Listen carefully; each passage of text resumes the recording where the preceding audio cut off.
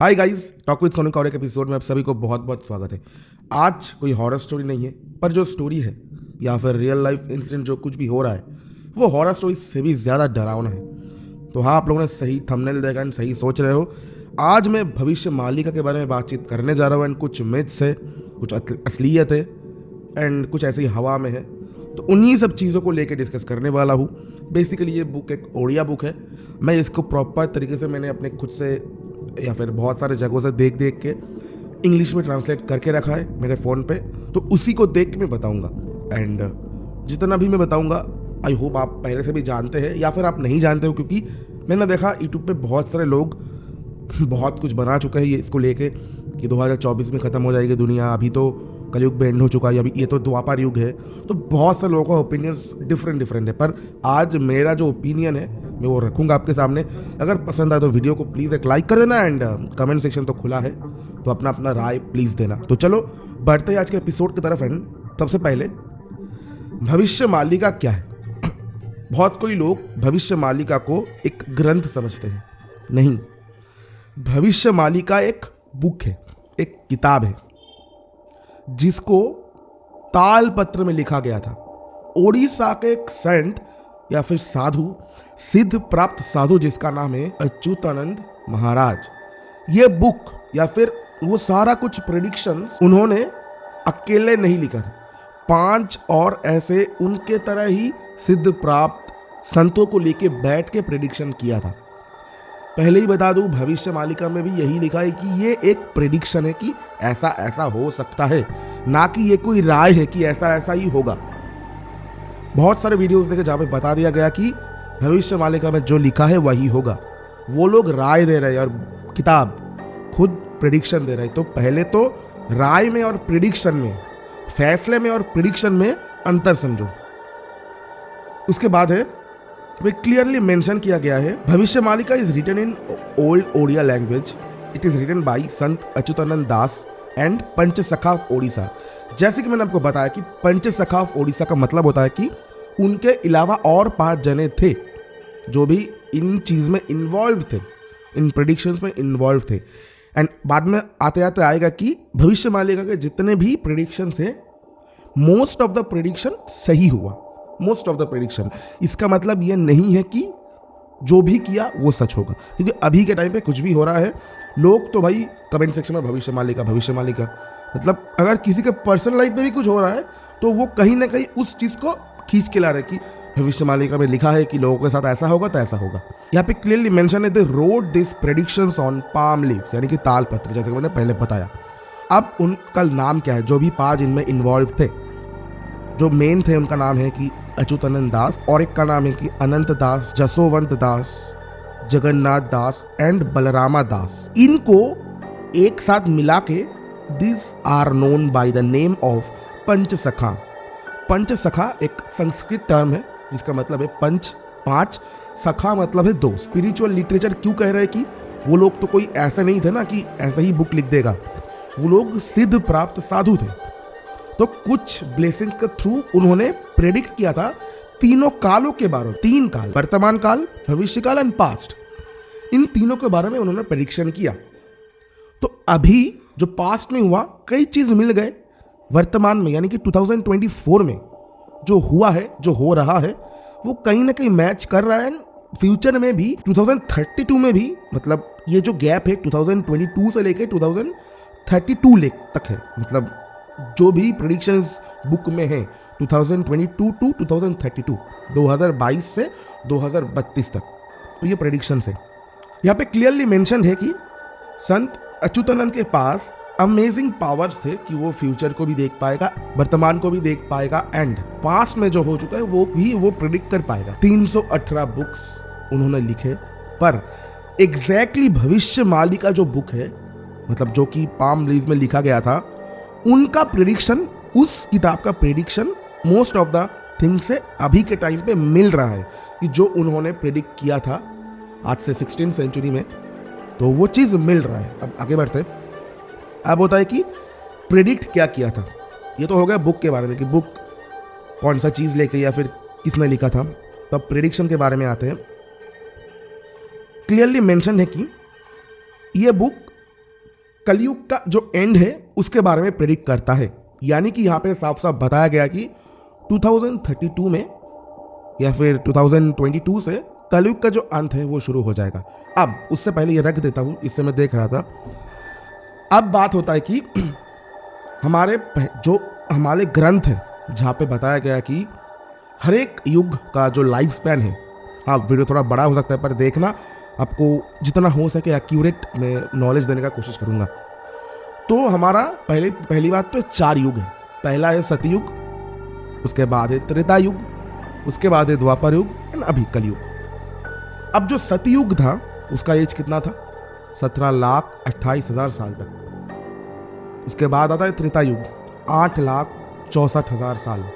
उसके बाद आता है द्वापर युग 12,96,000 एंड अब कलयुग जिसका एज है 4,32,000 साल। ऐसा हमारे पहले को ग्रंथ में मेंशन्ड है, जो कि बिल्कुल सही है। अब अगर हम अच्युतानंद जी के जो भी प्रेडिक्शन है उन पे जाए तो उन्होंने वो लोग क्लियरली मेंशन किए कि कलयुग का पाप इतना बढ़ जाएगा कि कलयुग 5,000 साल में ही निपट जाएगा, मतलब खत्म हो जाएगा। निपट जाएगा नहीं लिखा था, ये मैंने बोला। अब ये मत पकड़ना कि वहाँ पे लिखा है निपट जाएगा, भाई इसने तो ये बोला, नहीं, वो मेरा वर्ड है कि निपट जाएगा, सिर्फ आप लोगों को समझाने के लिए कि इसका मतलब है कि उनका प्रेडिक्शन गलत जा रहा है। अभी जो पहले का जो 4,32,000 साल था एंड ये भविष्यवाणी का जो हवा है ये तो 6-7 महीने से आ रहा है, इतना बढ़ गया। क्यों? डिस्ट्रक्शन लोग देख रहे हैं, कोरोना देखा है, उसके बाद अभी अगर आप करंट अफेयर्स में झांकते हो तो अभी देखा कि 2024 के शुरुआत में ही हो चुका है जापान में अर्थक्वेक, उसके बाद टर्की, सारा कुछ चीज। तो अभी के टाइम पे भविष्यवाणी का बहुत ही डिमांड में है। कलयुग का तो ये गोल्डन पीरियड है। पहला 10,000 ईयर मतलब 10,000 साल कलयुग का गोल्डन पीरियड है। क्यों? ये एक ट्रांजिशन पीरियड है। ट्रांजिशन का अगर सिंपल शब्दों में समझाना चाहूँ तो एक किताब का एक पन्ना होता है ना, वो जैसे हम पलट रहे उस पन्ने को, अभी ये द्वापर युग से कलयुग का ट्रांजिशन है, तो इसीलिए एक भी कलयुग नहीं है। जैसे ही ये ट्रांजिशन खत्म हो जाएगा, मतलब जैसे ये पन्ना पलट जाएगा, वैसे ही घोर कलयुग शुरू होगा एंड तब से डिस्ट्रक्शन शुरू होगा। यानी कि 10,000 ईयर्स बाद डिस्ट्रक्शन शुरू होगा। पर अभी तो सिर्फ और सिर्फ 5,000 कुछ 4,000 के कुछ साल हुए कि बीसी था, उसके बाद एसी आया, मतलब before Christ and after Christ. तो अब बात आता है कि अगर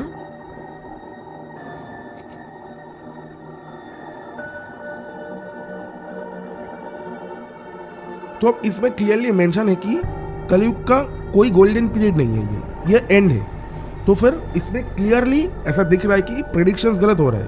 पहले का मतलब जो ग्रंथ में लिखा है कि कलयुग का एंड एज 4,32,000 साल है, वो अभी गलत जा रहा है। क्यों? अभी भविष्यवाणी के कारण सब ये यकीन कर रहे हैं कि अभी कलयुग का जो टाइम है वो घट के हो चुका है 4,000 साल या फिर 5,000 साल। इंटरनेट पे तो लोगों ने ये भी कह रखा है कि अभी कलयुग खत्म हो चुका है, अभी द्वापर युग है, कलयुग तो बस 4800 ईयर्स के लिए था। मुझे पता नहीं कैसे, पर इतना मेरा ज्ञान नहीं है। क्यों बता रहे वो लोग, किसके आधार में बता रहे वो लोग? क्योंकि अगर हम ग्रंथ को देखने जाए तो वो नहीं है, एंड माने तो किसको माने, हम किसको माने? तो फिर तो वो भी गलत होगा ना। अब पता नहीं है कि वो लोगों ने क्या देखा है। इसका जो रीजन है अच्युतानंद जी ने एग्जैक्टली बता के रखा है कि कलयुग का एज 4,32,000 साल ही था, पर वो घट चुका है सिर्फ और सिर्फ बहुत सारे क्राइम्स के कारण, या फिर लोग बहुत गिर गए नीचे, इसके कारण ये एंड इतना जल्दी आ रहा है। अब फिर से जाते किताब में, science of the end of Kalyuga, मतलब कुछ ऐसा हमको साइन देखने को मिलेगा जो कि ये एक ट्विच करेगा कि कलयुग अभी एंड होने वाला है। तो पहला साइन है कि यहाँ पे बता के रखा, मैं आपको हिंदी में ट्रांसलेट करता हूँ। लोग भगवान के बारे में भूल जाएंगे एंड भगवान के खिलाफ बात करने की कोशिश करेंगे। There will be limited people who believe in religion, बहुत ही कम लोग होंगे जो रिलीजियन में यकीन रखता है। हाँ, मैं मानता हूँ अभी के टाइम पे यूरोपियन कल्चर ने हमारे इंडिया में इतना ग्रो अप किया कि लोग सच में अभी के टाइम पे भगवान पे उतना यकीन नहीं रखते, भगवान के खिलाफ भी बोलते, पर अभी भी मुझे नहीं लगता कि कुछ लिमिटेड इंसान है, मतलब कुछ इंसान है, अभी मुझे ऐसा नहीं लगता, क्योंकि ऐसा नहीं है यार, लिमिटेड इंसान कैसे हो सकता है अभी, मतलब 2024 में, वो बाद में आएगा। अभी बहुत बहुत सारे ऐसे लोग हैं जो मतलब उनका उठना बैठना खाना नहाना भगवान, मतलब हर टाइम वो भगवान का ही नाम लेते हैं, चाहे वो कोई भी हो, शिव जी हो, राधा माँ हो, कृष्णा जी हो, कोई भी हो, उनका दिन का शुरुआत ही भगवान के नाम से होता है। तो मुझे तो नहीं लगता कि अभी भी ऐसा है, पर यहाँ पे मेंशन कि जब ऐसा होगा तभी ये प्रलय आएगा या फिर डिस्ट्रक्शन आएगा। यहाँ पे एक एंड में मेंशन है कि ये डिस्ट्रक्शन अनइमेजिनेबल होगा, मतलब हम लोग इमेजिन ही नहीं कर पाएंगे कि ये कितना ज़्यादा खतरनाक होगा। एंड न्यूक्लियर वेपन का भी यहाँ पे मेंशन किया गया है, तब न्यूक्लियर नहीं लिखा, तब शायद से परमाणु या फिर कुछ लिखा था, उसी को ट्रांसलेट करके यहाँ पे लिखा है। एंड एक चीज़ वो इनमें बताऊंगा जो कि सबसे वाइटल पॉइंट है, प्लीज़ वीडियो को एंड तक देखना, क्योंकि बहुत सारे लोग अभी बहुत गलत सोच में है कि क्या होगा क्या होगा। उसके बाद है कि people will not respect there teachers and elders. ये चीज़ हो रहा है कि स्टूडेंट अपने बड़ों को एंड टीचर्स को अभी उतना मान्यता नहीं देते हैं। इसमें 90% गलती स्टूडेंट्स का है, 10% टीचर्स का भी है। अगर टीचर द्रोणाचार्य जैसा होगा तो स्टूडेंट भी एकलव्य जैसा होगा। अगर टीचर में ही कुछ खराबी है या फिर फेक कुछ चीज़ है तो फिर स्टूडेंट भी तो वैसा ही होगा ना। तो ये चीज़ गलत तरीके में मत लेना। मैं सिर्फ इस बुक से लेके ही आपको बता रहा हूँ कि लोग टीचर का एंड एल्डर का, बड़ों का पालन नहीं करेंगे, तो काफ़ी हद तक ये हो रहा है। एंड इसमें दोनों का ही कहीं ना कहीं गलती है, क्योंकि पहले टाइम के टीचर आपके टाइम के टीचर में बहुत अंतर है, बहुत ही ज़्यादा अंतर है। ठीक है, तो इस बारे में अलग दिन बात करेंगे। तो अभी आता है कि sant will work to fool people. ये हो रहा है बहुत सारे साधु से। मैंने कल ही एक वीडियो देखा, अगर आएगा तो मैं दे दूंगा। वो साधु संत इसलिए बनते हैं कि लोगों को मुर्गा बना के उनसे पैसा लिया जाए। उनका एम, उनका मोटो ऑफ द लाइफ ये नहीं है कि वो साधना करके कुछ सिद्ध लाभ कर पाई, नहीं है। वो फेक साधु बन के बिना कुछ काम करके पैसा कमाना चाहता है लोगों से, बढ़िया बढ़िया खाना खाना चाहता है, बढ़िया जगह में रहना चाहता है, सिर्फ फेक साधु बन के। ये अभी टाइम पे इंटरनेट पे भी बहुत आ चुका है, तो कंट्रोवर्सीज नहीं पर बता रहा हूँ। उसके बाद आएगा people are going to earn money from corruption and crime. Of course ये बात ये हो रहा है, इसमें कोई कमी नहीं है। एंड दूसरा बात है कि men and women are going to adopt immoral relations and adultery.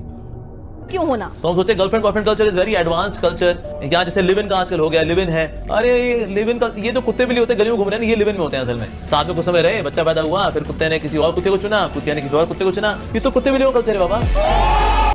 साफ साफ मीनिंग है कि दोनों ही महिला एंड पुरुष नाजायज संबंध बनाएगा। ये भी हो रहा है आज। क्यों?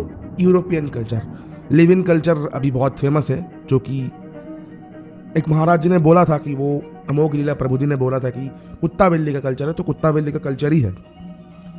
कोई प्लीज़ गलत वे में मत लेना।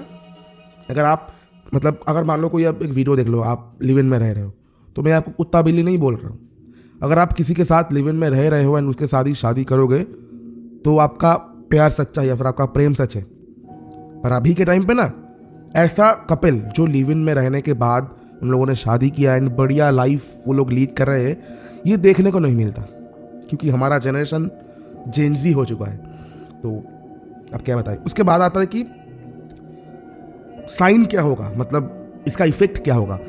फार्मर लोग रेन के कारण, मतलब बारिश के कारण जो फसल होता है वो सही से नहीं उगेगा एंड वो लोग फार्मिंग छोड़ देंगे, यानी कि खाना का शॉर्टेज होगा। अगर फार्मर्स लोग खाना छोड़ दे तो खाना का ही तो शॉर्टेज होगा ना। उसके बाद आता है कि हमारा जो सूर्य है वो इतना ज़्यादा तेज़ धूप देगा एंड इतना ज़्यादा तेज़ हीट प्रोवाइड करेगा कि हमारा रहना मुश्किल हो जाएगा।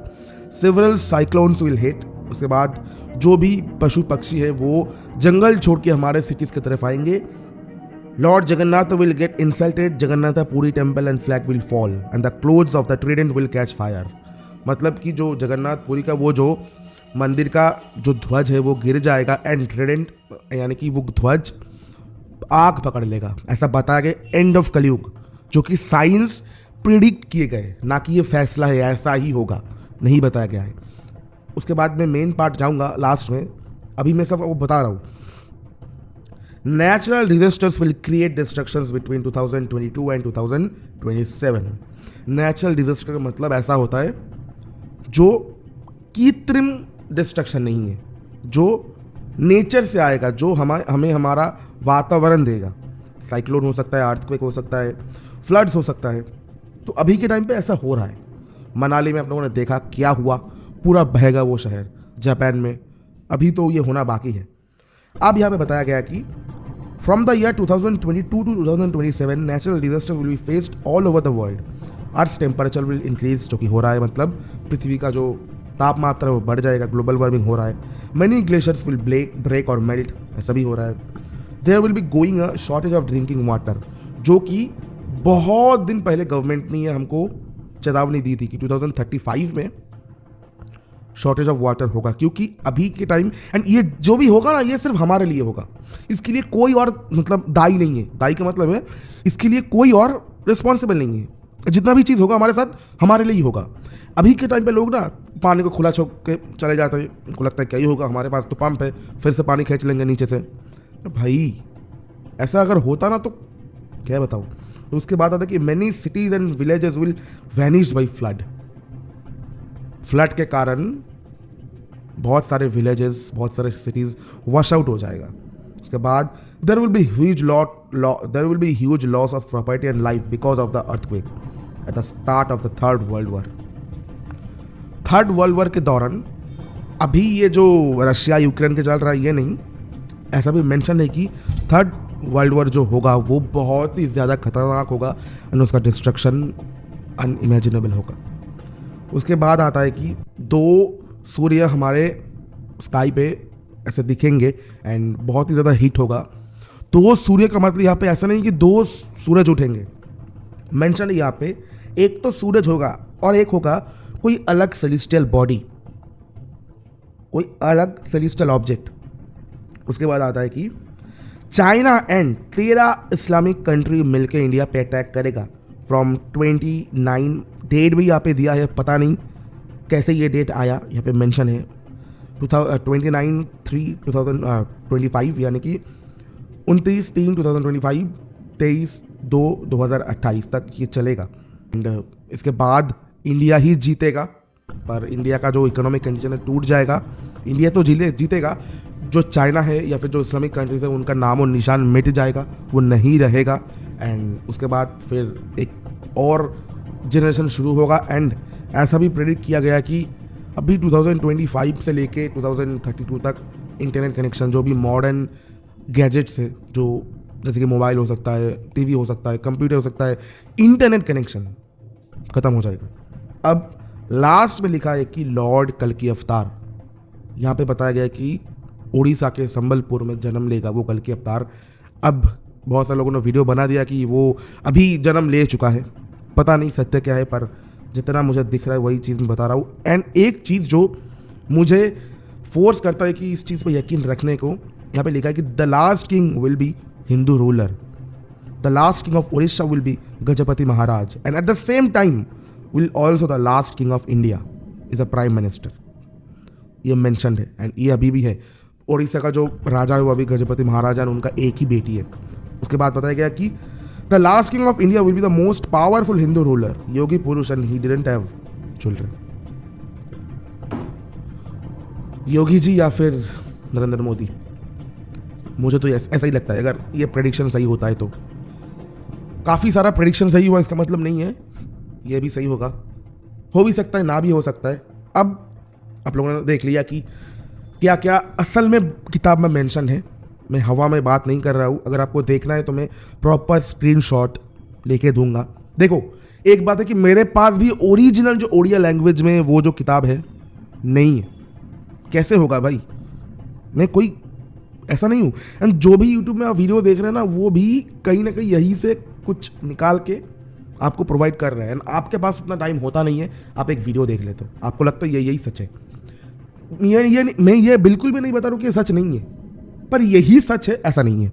हो सकता है, नहीं हो सकता है।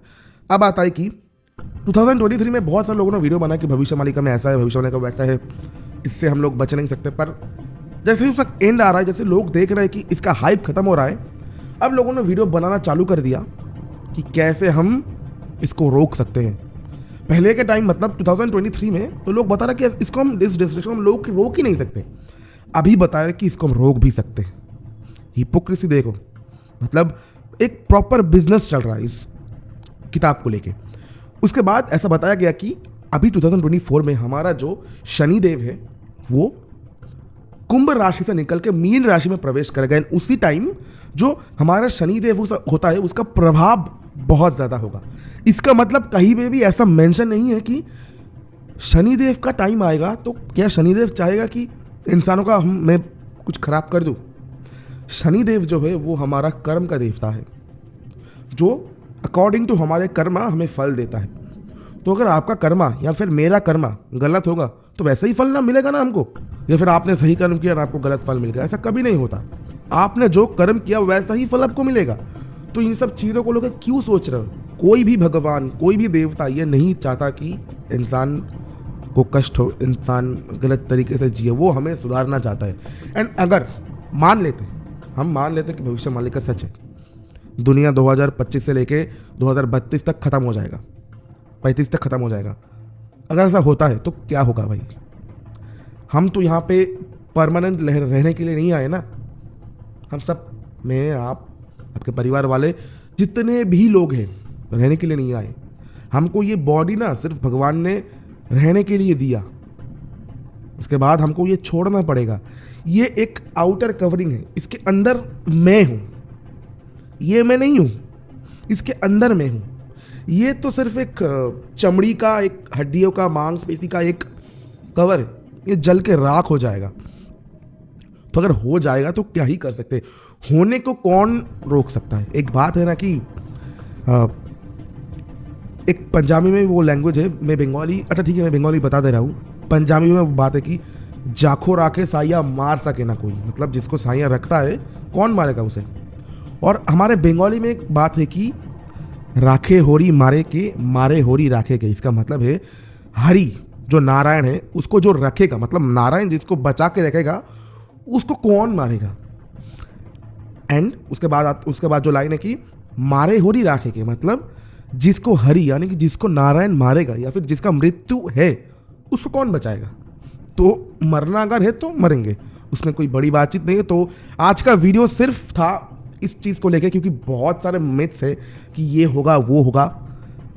होगा नहीं, ये प्रेडिक्शन है, हो भी सकता है ना भी हो सकता है। तो प्लीज़ गलत वीडियोस मत बनाओ।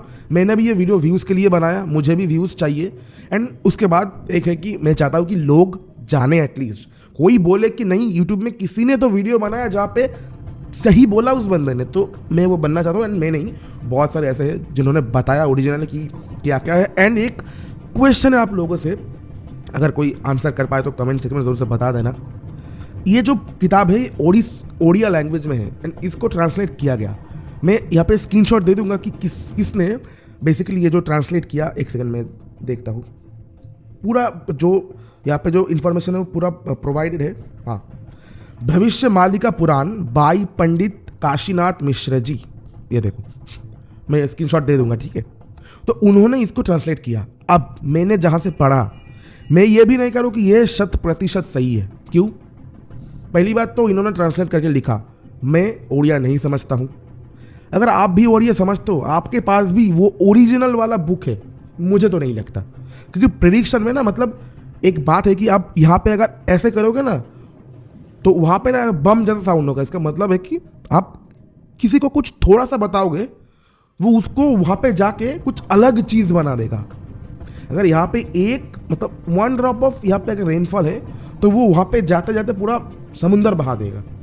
तो पता नहीं कितना बातचीत असल में वहाँ पे है, असल में ये चीज़ वहाँ पे है भी नहीं। इतना चीज़।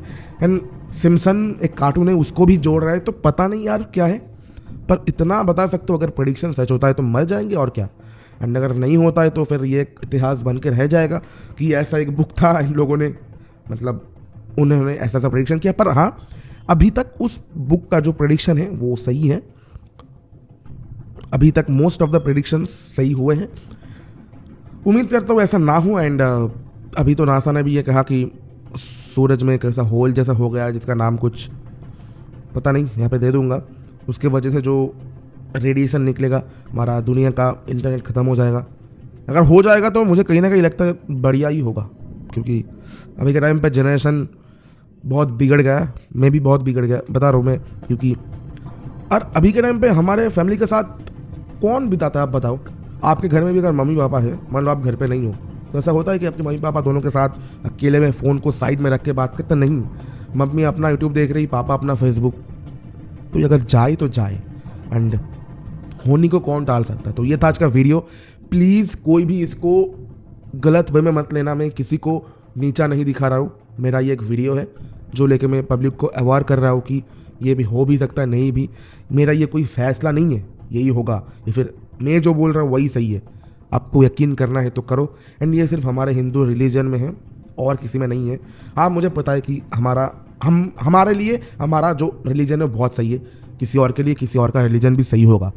क्योंकि एक चीज़, अगर आप लोग ओरिजिनली में सनातन धर्म का हो, एंड अगर आप लोग भगवान श्री कृष्ण को यकीन करते हो, भगवान श्री कृष्ण हमेशा ये कहता है कि जो भी हो रहा है उसे होने दो, अपना कर्म करते जाओ, अपना कर्म करते जाओ, फल के बारे में बिल्कुल भी आशा मत रखो। एंड हमेशा वर्तमान में जियो, ना कि भविष्य में, एंड ना कि पास्ट में, यानी अतीत में जो हो चुका है।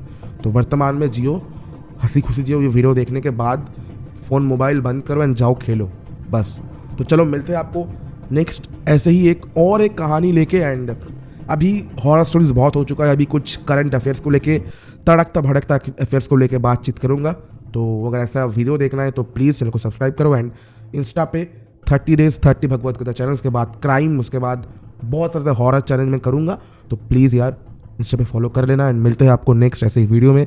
तब तक के लिए जय हिंद, वंदे मातरम, बाय बाय।